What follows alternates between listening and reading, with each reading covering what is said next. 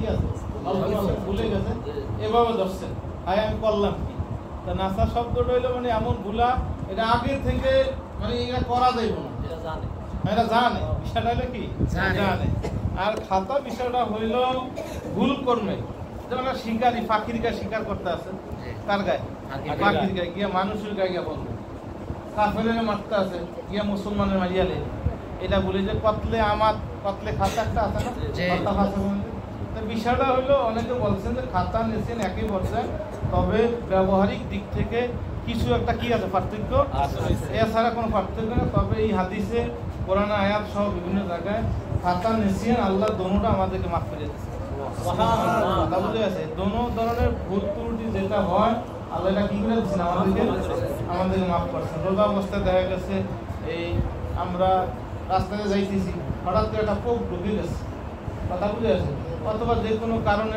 মুখের ভিতরে কি হয়েছে পানি আয়া পড়ছে এটা হলো খাতা এই ধরনের মানে অনিচ্ছাকৃত যেটা জানে না আয়া পড়ে আর নেসিয়ান মানে নাসা মানে জানে কিন্তু ওই মুহূর্তে কি হয়ে গেছে এরই এত পার্থক্য এর বেশি কোনো কিছু না পার্থক্য না তবে আল্লাহ আমাদেরকে দয়া করিয়া দোনোটা কি করে দিচ্ছেন মাফ করিয়া দিচ্ছেন অমা ইস্তাকরাহু ওয়া মাস্তুকরাহু আলাইহি যেই কাজ করতে মানে বাধ্য করা হয়েছে অনেক সময় এমন পর্যায়ে হয়ে আমাদেরকে এই মুহূর্তের মধ্যে শত্রুর দিকে হয়তো সন্ত্রাসী দরিয়া গেছে এই মুহূর্তে তোরে হয়তো হত্যা গ্রুপ নাহলে যে কোনো একটা কি গড়াইয়া দিই কথা বলতে তুই এটা ধর মদের বোতল ধরাইয়া দিছে অথবা যে কোনো একটা অন্যায় কাজ কি করছে ধরাইয়া বাধ্য করছে যেই কাজে আলাইহিল আমরু মানে যেই কাজের ভিতরে আমাদেরকে বাধ্য করিয়া করাইছে কথা বুঝে কি করে করাইছে বাধ্য করে করাইছে আল্লাহ এটাও কি করে দিল মাফ করিয়া কারণ তখন আমরা বাধ্য আমরা নিজের ইচ্ছা করি না অনেক কাজ এরকম হয়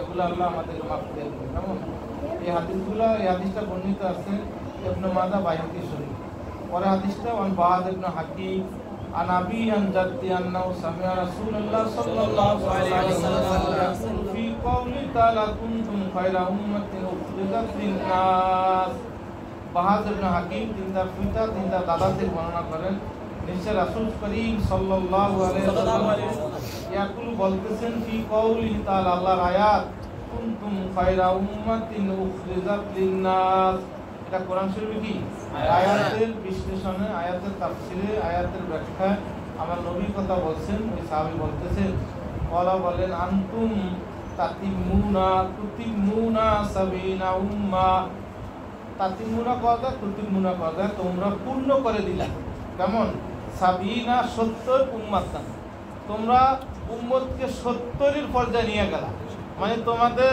উম্মত 70 এর পর্যায়ে এটা একটা ভাষা এটা একটা পরিভাষা মানে তোমরা হইলা সর্বশেষ উম্মত তোমরা পূর্ণ করলা সর্বশেষ উম্মতে সাবিনা উম্মাতান আরব একটা ভাষা ছিল 700 7000 এই ধরনের কথাই কি কইতো আলিমানু বেদু আর সাবুনা শোভা ইমানের শাখা 70 কিছু বেশি এই ধরনের কথাটা আরব জমিতে একটা প্রচলন ছিল ওই হিসাবে মানে এখানে মূল শব্দ অর্থ হইল যে তোমরা এমন উম্মত তোমরা শেষ করে দেয় উম্মত এরপর আর কি নেই উম্মত নাই মানে 70 তোমরা পূর্ণ করছো উম্মত হিসাবে 70 পূর্ণ করছো মানে তোমরা নবীও শেষ উম্মত তোমরা কি শেষ এরপর আর কোন উম্মত আসবে না কেমন আনতুম খায়রুহা আকরামুহা তবে তোমরা সর্বশেষ উম্মত তোমাদের মর্যাদা সবার বেশি তোমরা সবার শ্রেষ্ঠ তোমাদের দাম সবার থেকে নবী যেরকম নবীর উম্মত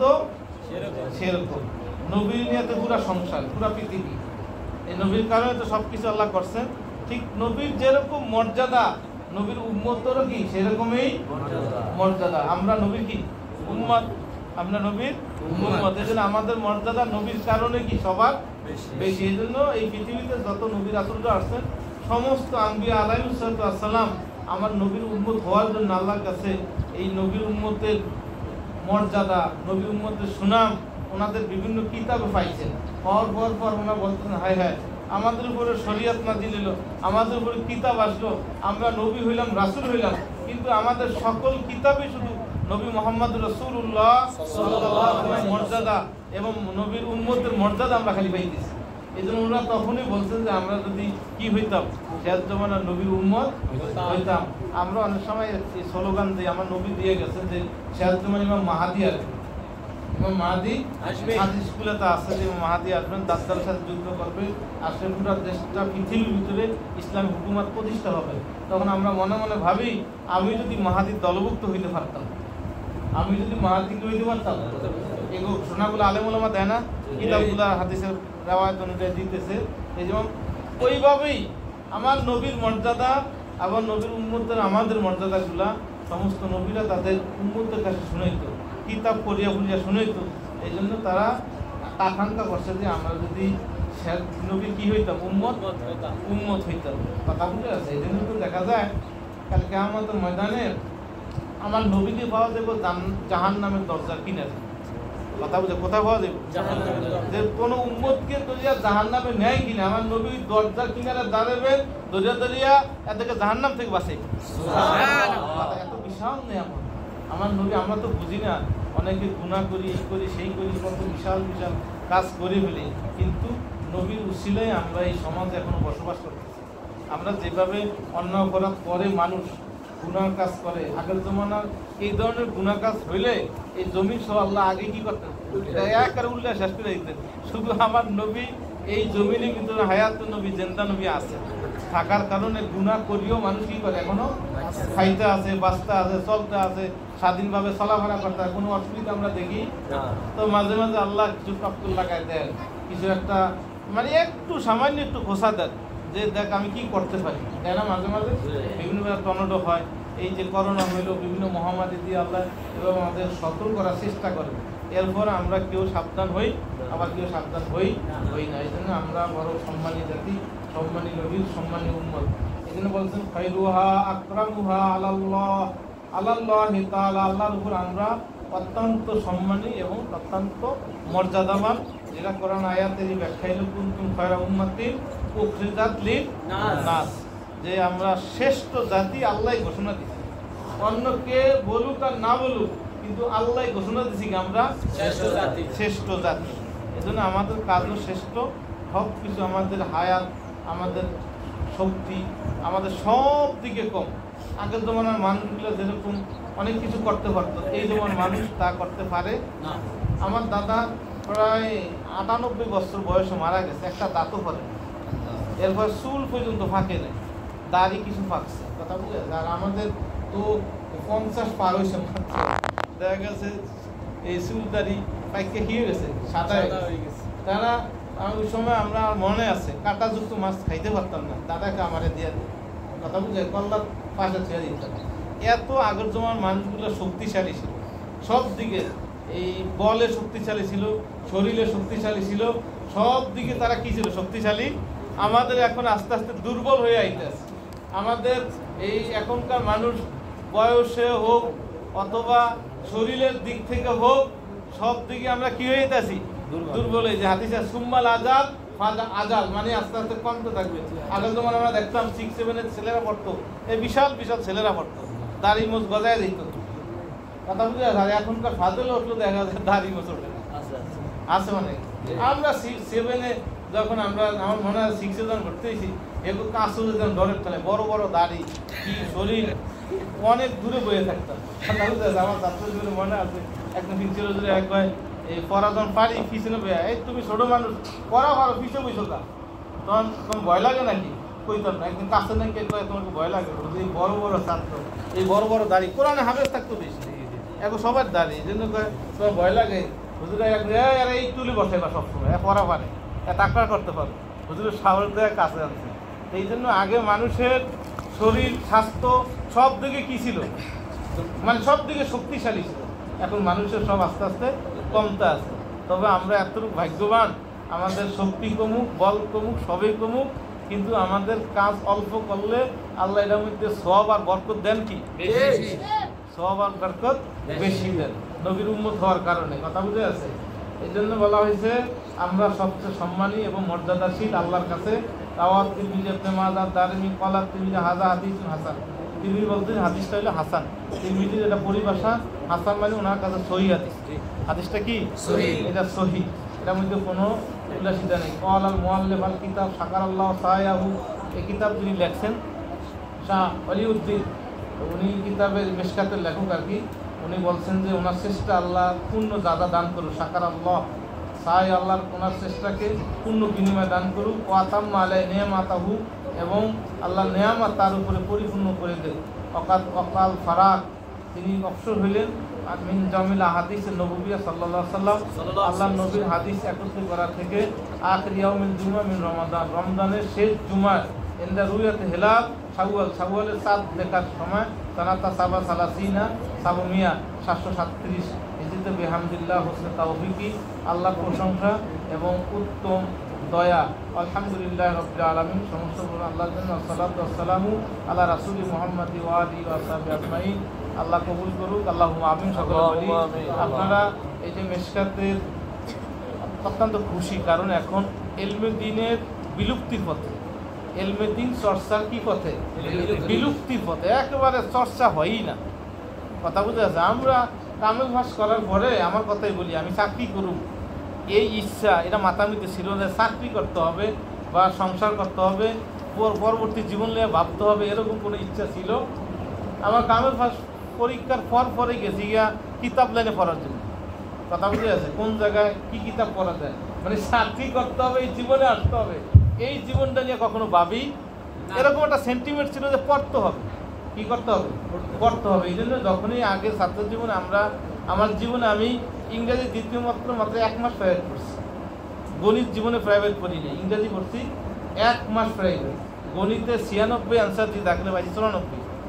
আর আরবিক সব সময় নাহু সরফ এই ধরনের কিতাব লাইনে যখনই সময় পাইতাম, রমজান মাস হোক, গড়ে রমজান হোক, মাত্রা বন্ধ কোনো কারণে 1 মাস, কোনো হুজুরের কাছে যাইতাম কি, রমজান মাস আসলে কোনো হুজুরের কাছে যাইতাম। অথবা আল্লাহ আমাকে শকর, ছাত্র জীবন থেকে যেখানে পড়তে যাইতাম আমার খিলিয়ে খালি ইমামতির জন্য পাঠাইতাম। তা ওই ব্যক্তি ইমামতি করে আরে পাঠাও। একবারে ছাত্র জীবন থেকে আমার ক্লাসে 9 থেকেই ইমামতি শুরু, কোনো বাদ জানে। যেখানে পড়তে যাইতাম ওই কওমি হুজুরের কাছে পড়ছি, আর ওই ইমামতির জন্য পাঠাই। তাই এই ছেলেরে পাঠায় হুজুর আমারে ঘুরিয়া খালি ইমামতির জন্য পাঠান। তা চেহারা দেখলে বুঝে, আলহামদুলিল্লাহ চেহারা দেখলে বোঝে অনেকে। যেমন পুলিশের চেহারা দেখলে বুঝে কোনটা চোর কোনটা ডাকাত, বোঝে না? এই জন্য আলেম ওলামারা বোঝে মানুষের চেহারা দেখলে, ছাত্রদের চেহারা দেখলে কোনটা ভালো হইব কোনটা চেহারা দেখলে বুঝে না? আমার নবী কাল কিয়ামতের ময়দানে চেহারা দেখে দেখে আমাদেরকে উম্মতে মুহাম্মদীকে আমার নবী অটোমেটিক চিনবে।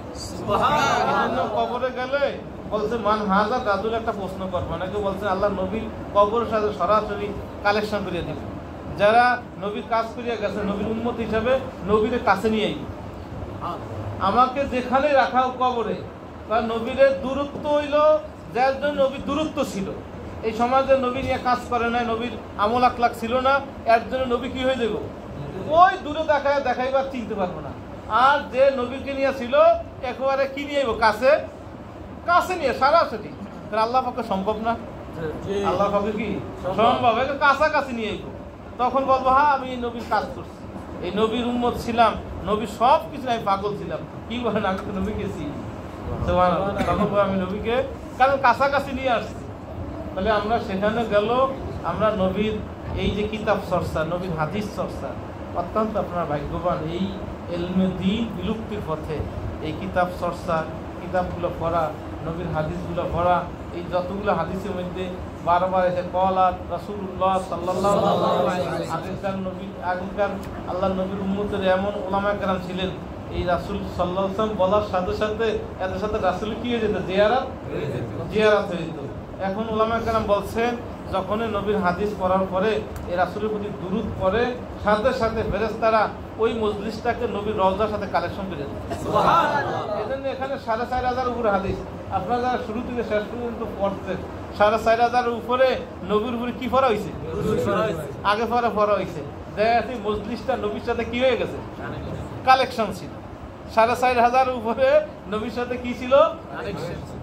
বুখারী শরীফ, মুসলিম শরীফ যখন পড়ে, এরকম ইলমে দ্বীন অন্বেষণকারী এরাই চিন্তা করে যে বুখারী শরীফ কোনানে খতম দেওয়া যায়, মুসলিম শরীফ কোনানে খতম দেওয়া যায়, অমুক কিতাব কোনানে খতম দেওয়া যায়। এই ধরনের কিতাবের লাইনে যারা থাকে এরা ইনশাল্লাহ এদেরকে আল্লাহ কখনো অসম্মান করেন না, এদেরকে আল্লাহ সম্মানই বানায়। সব জায়গায় এরা সম্মানী হবে। আল্লাহ দিন নিয়ে থাকলে, নবীর এই হাদিস নিয়ে থাকলে, কিতাব নিয়ে থাকলে আল্লাহ অবশ্যই বান্দা, আল্লাহ বলবেন আমার কিতাব আমার নবী সুন্নত নিয়ে ছিল, আমি কাজে এখানে বলছে এই যে খয়রুহা আকরামুহা, আল্লাহ সম্মান দিবে। আল্লাহ কি দিবে? সম্মান দিবেন। কথাটা বলছে না? ঠিকই, আল্লাহ যারা এই লাইনে থাকে, পুরাপুরি থাকতে পারে, আল্লাহ তাদেরকে সম্মান। সবচেয়ে বড় কথা হলো একজন ভালো তালেব ইলম যারা মাথায় টুপি জামা পরিধান করে রাস্তা দিয়ে দেয়, ছোট হোক বড় হোক, একজন মুরব্বী প্রথমে দেখার সাথে তারা সালাম দেয়। একটা তালেব ইলম দেয় কি যায়, একজন ছাত্র তালেব ইলম যাইতে তারা সালাম দেয়, দোয়া করে। কি করে না? এরকম আছে না? আর যারা বখাটে এক কথা কয়ে লাভ নেই, দোয়া করবো তো ভালো মাইছে, দোয়া করবো কি ভালো মাইছে। আর বখাটেরা সমালোচনা করবো, মাহফিল নিয়ে সমালোচনা করে, হুজুর নিয়ে সমালোচনা করে, আলেম নিয়ে সমালোচনা করে, ছাত্র নিয়ে সমালোচনা করে, আছে না নাই? আছে। আর যারা ভালো মানুষ দোয়া করে ভালো মানুষ, খারাপ মানুষ কখনো ভালো মানুষের দোয়া করতে জানো না, করো না। কি বলেন? কথা ঠিক না? এই জন্য আপনারা ভালো কাজে আসছেন, শেষ করছেন, আমরা দোয়া করি। আমাদের নাসারি সাহেব পরিচালক এখানে চেষ্টা করতেছেন আপনাদেরকে এই কিতাবের লাইনে রাখার জন্য। এটা অত্যন্ত ভালো কাজ, কারণ সকল জায়গা থেকে এলমে দিন এখন বিলুপ্তির পথে। আলিয়া মাদ্রাসাগুলো তারা শেষ দিকে নাই চর্চা। এখন জেনারেল ফেরান এগুলো কোনো রকম, এই ছেলেরা প্রাইভেট করে জেনারেল বিষয়, আরও বিষয় পড়তেছে না, বাপমাও পড়ে না। কথা বুঝেছে? বাপমা পড়াইতে চায় না। যেখানে গণিত ইংরেজি পড়ায় 1000 টাকা দিয়ে, আরবি 200 টাকা হইলে কি এত বেশি? 200 টাকা হইলে কি এত? তাকেও মনটা সেইভাবে আল্লাহ ছোট হয়ে যায়। কথা বুঝে? অথচ এটা এই লাইনে ভালো টাকা খরচ করা দরকার ছিল, ভালোভাবে পড়ানো দরকার ছিল। এই জন্য কচিকাঁচা বাচ্চারা এখানে আসছে, এরাও তো একসময় বড় আলেম হবে।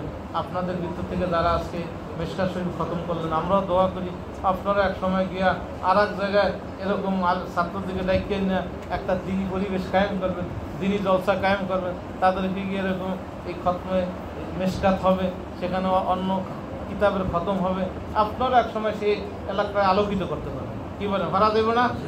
ভাড়া দেবো। কারণ চর্চার মধ্যে থাকলে, এই কিতাব নিয়ে গবেষণা থাকলে, কিতাবের মধ্যে থাকলে, যে যে কাজে থাকে আল্লাহ তারা সেই কাজে কি করে করার চেষ্টা করে, সেই কাজে তৌফিক দান করে। কথা বুঝলেন? এটাই হলো বাস্তব কথা। যে যে কাজে থাকবো আল্লাহ সেই কাজে কী করবো, তাকে ওই কাজ করার সুযোগ দিব। আমরা দোয়া করি নাসারি সাহেব হুজুর, উনি এখানে একটা এই পূর্বপুরুষদের অনেক পুরানো এটা, আমি তো আসামতে 25 বছর আগে ওইটা দেখছি, এর আগে মুরব্বীদের সেরুকার হিসাবে মাদ্রাসা এক কথা সবাই চিনে। এখনও আস্তে আস্তে আবার আলো জ্বালাইতে আছেন, আরও সুন্দর হোক, আরও ভালো হোক, সুন্দর করে চলুক, এখানে কিতাব চর্চা হোক, ছেলেরা সে এলমে দিন এখানে অর্জন করে, হাফেজে কোরআন হয়। আমরা দোয়া করি যারা চালাইতেছে তাদেরকে আল্লাহ আরও তারাক্কি দান করে, সুন্দরভাবে এই প্রতিষ্ঠান ধরে রাখতে পারেন। তোমরা যারা আসছো পড়ছো, তোমাদের এই পড়া আল্লাহ তারাক্কি দান করুন। আল্লাহুম্মা আমিন। ওয়াখির দাওয়ানা আলহামদুলিল্লাহি রাব্বিল আলামিন। সাল্লাল্লাহু আলাইহি ওয়া সাল্লাম।